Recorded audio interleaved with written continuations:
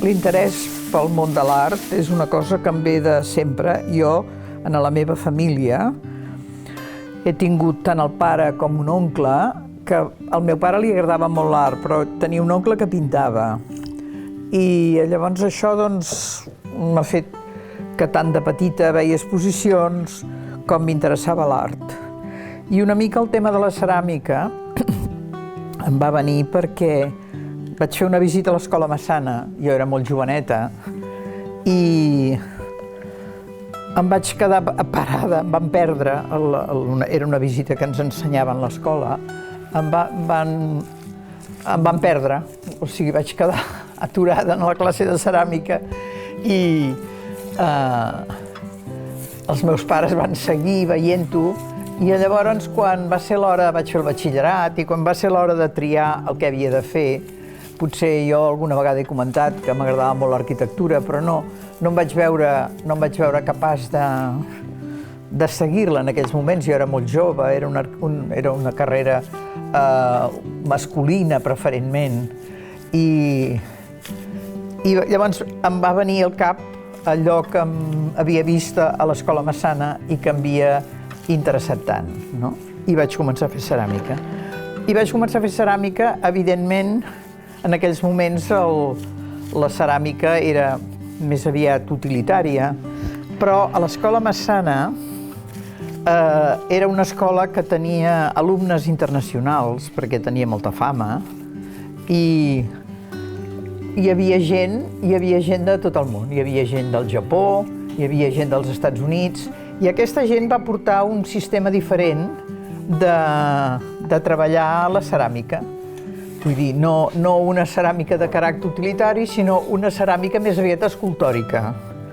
I això em va interessar molt i vaig començar per aquí. Evidentment que la primera època de la meva obra és més tradicional, però mica en mica vaig anar deixant la tradició per posar-me en la ceràmica escultòrica. Hi va haver un moment de la meva vida, sobre els anys 80, que em va donar la sensació que dominava la tècnica, però en canvi em faltava la teoria. I em va semblar que era el moment d'estudiar la carrera de Belles Arts. Em vaig matricular a la Facultat de Belles Arts i vaig començar fent la carrera de Belles Arts, escultura, i això em va portar mica en mica a pensar en un altre tema que m'havia agradat molt, que era els espais urbans. I amb el tema dels espais urbans vaig encara treballar una mica més tot el concepte de la ceràmica escultòrica. I en el moment de la tesis em va semblar que era interessant parlar de l'obra del Miró perquè, evidentment, amb mi personalment i amb altres companys meus, havia tingut molta influència. Me'n vaig a la banda del darrere, encara que després ho pots tallar, això.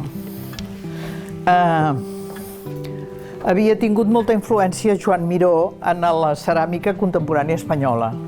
I llavors vaig fer un treball sobre un estudi d'això. I això realment em va anar molt bé. Em va anar molt bé perquè em va obrir tot un camp de possibilitats en el tema de la ceràmica escultòrica i de la ceràmica urbana. Em considero una persona que soc, a dins de les categories de l'art, soc de caràcter expressionista. No soc ni abstracta ni figurativa, sinó caràcter expressionista. Llavors vull explicar una mica totes les coses que em passen a mi en el transcurs de la meva vida i que intento explicar-les a través de la forma que faig. És una història que costa d'entendre, de passar. Jo utilitzo una frase que deien els japonesos, que per fer ceràmica es necessiten 10 anys per aprendre, 10 per treballar-la i 10 per oblidar-la. I a partir dels 30 anys pots fer una mica el que vols.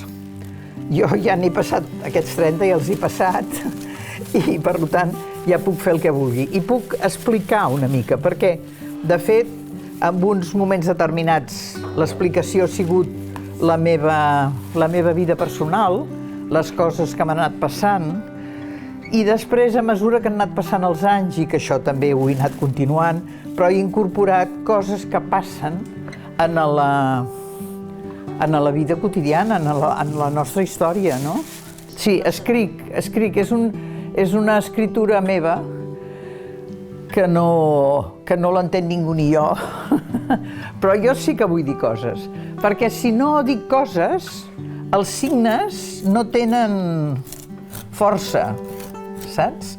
Vull dir, segurament ara el que estic dient és el que t'estic parlant. Sempre treballo un fang refractari, de vegades hi he barrejat una mica de porcellana, de vegades hi he barrejat una mica de gres, de vegades utilitzo diversos colors de terra refractària, m'entens? Perquè això mateix que el dissenyador ha agafat com a referència és una terra ferruginosa que té un excés d'òxid de ferro i que és vermella.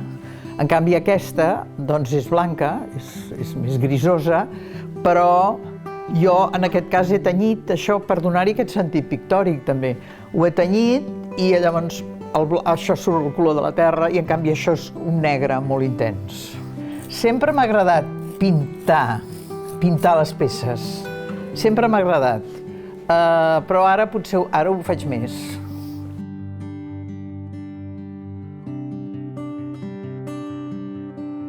Això és un òxid de cobalt, un mineral.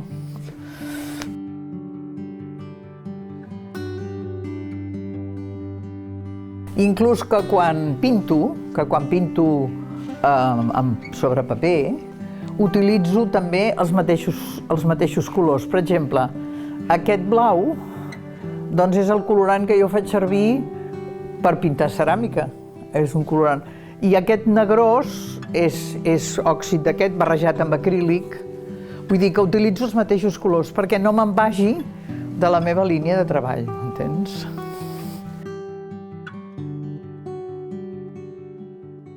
El blau és un color que el vaig treballar quan vaig venir a treballar, quan vaig venir a muntar el taller aquí a Premià, perquè el blau del mar i el blau del cel era molt important.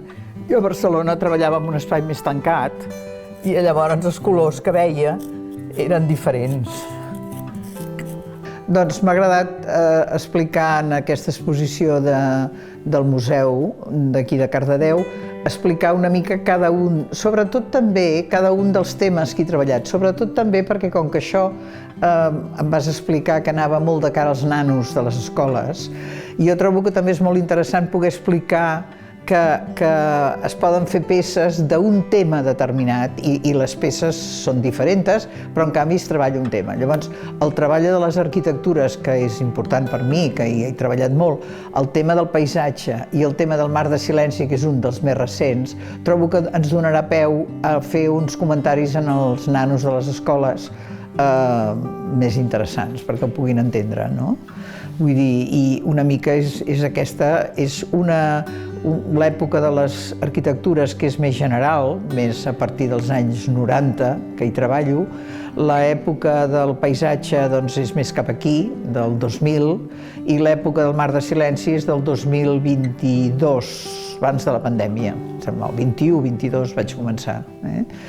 I ara últimament estic treballant en una altra sèrie que potser aquí no la mostraré, però que és la de la contaminació, o sigui, com la naturalesa es va degradant una mica amb el tema de la contaminació. Cada tema té uns dibuixos, i uns dibuixos normalment són dedicats al tema que es treballa en l'espai, no? I com que el museu fa com uns petits espais tallats, un dia i l'altre, dona peu a poder fer això.